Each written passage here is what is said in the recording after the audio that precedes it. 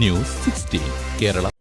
Israeli കപ്പലിലെ ജീവനക്കാരെ 14 മാസത്തിനു ശേഷം വിട്ടയച്ച് ഹൂതികൾ. നടപടി ഹമാസിന്റെയും ഒമാന്റെയും അഭ്യർത്ഥന മാനിച്ചെന്ന് പ്രഖ്യാപനം.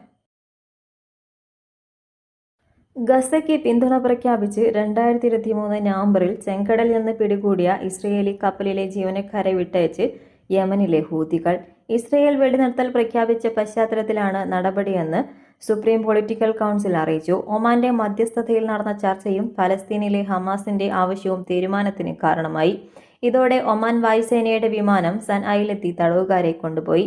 ഇസ്രയേലിലെ ഏറ്റവും സമ്പന്നനാണെന്ന് അറിയപ്പെടുന്ന എബ്രഹാം റാമി ഉൻഖാറിന്റെ ഉടമസ്ഥതയിലുള്ള ഗാലക്സി ലീഡർ എന്ന കപ്പലാണ് 2023 നവംബറിൽ ഹെലികോപ്റ്ററിൽ എത്തിയ ഹൂതി സൈനികർ പിടികൂടിയത്.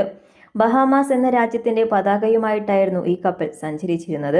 ഇതിലുണ്ടായിരുന്ന Philippines, Bulgaria, Romania, Ukraine, Mexico എന്നീ രാജ്യങ്ങളിൽ നിന്നുള്ള 25 പേരെ യമനിലേക്ക് കൊണ്ടുപോവുകയും ചെയ്തു. ഇവരെയാണ് ഇപ്പോൾ മോചിപ്പിച്ചിരിക്കുന്നത്. നിലവിൽ ഈ കപ്പൽ ഹുദൈദ തുറമുഖത്താണ് നങ്കൂരമിട്ട് കിടക്കുന്നത്.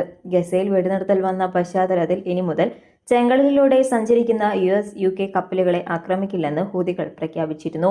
ഇസ്രയേലി കപ്പലുകളെ മാത്രമേ നേരിടൂ. എന്നാൽ ഗസയിലെ വെടിനിർത്തൽ കരാർ ലംഘിക്കപ്പെട്ടാൽ US, UK കപ്പലുകൾ വീണ്ടും ആക്രമണ പരിധിയിൽ വരും.